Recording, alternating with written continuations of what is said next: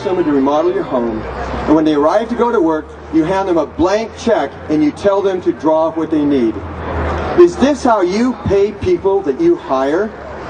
How many of you operate this way? Raise your hands. You give people a blank check. Now suppose that I tell you that this is how I pay people that I hire. I give everybody a blank check. How many of you think that I'm crazy? Raise your hands. Well, I have news for you. This is how we citizens pay our governments.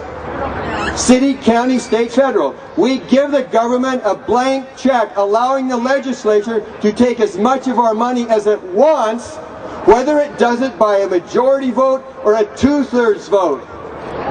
This is why a representative government is fiscally irresponsible.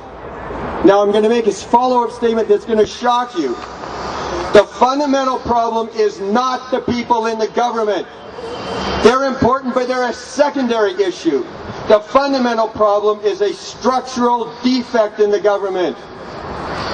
To make the defect graphic, imagine when your family needs more money, you gather them around a dinner table and you entertain motions for money, just like a legislature does.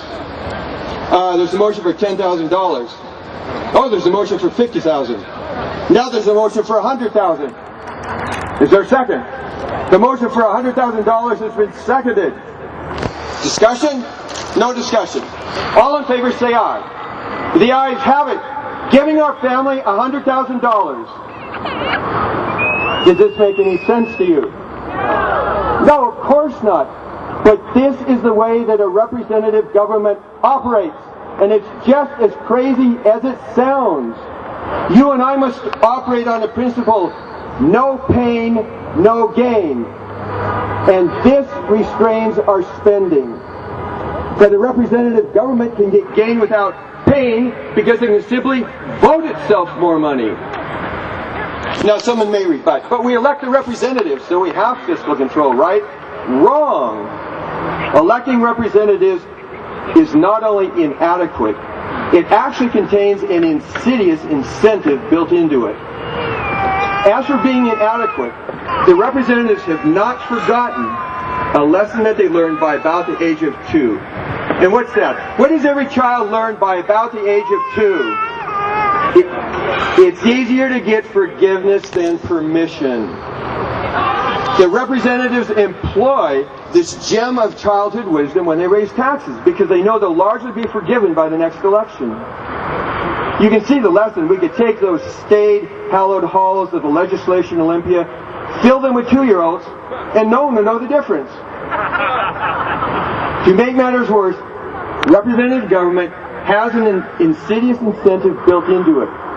Because every representative wants to bring home government money to their constituents, because if they don't do this, their constituents are losers. In the federal government, this is exemplified by congressional earmarks.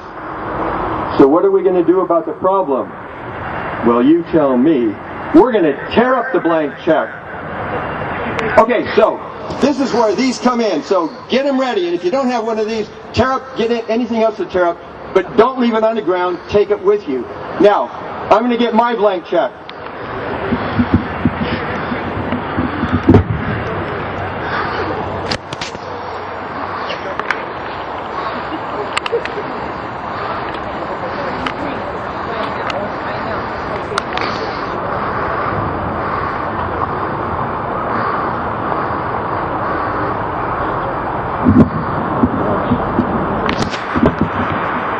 Well, I'm going to have to leave it there for right now. This is weird.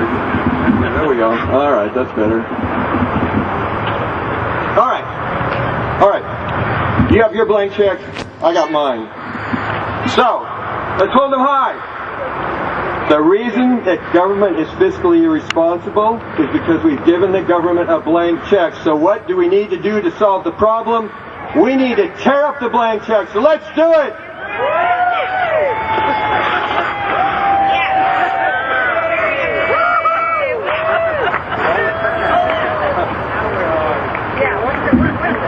We tear up the blank check and we replace it with a filled-in check as shown in the poster. The posters are on the website, by the way. Those blank checks have the poster address. The sealed-in check establishes a ceiling on government income, with the ceiling expressed as a percentage of the income of the economy.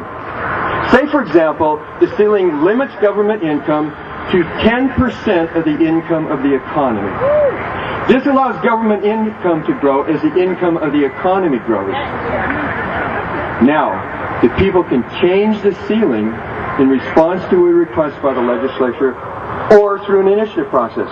So listen to this. Over time, the people can lower the ceiling on government income through an initiative process.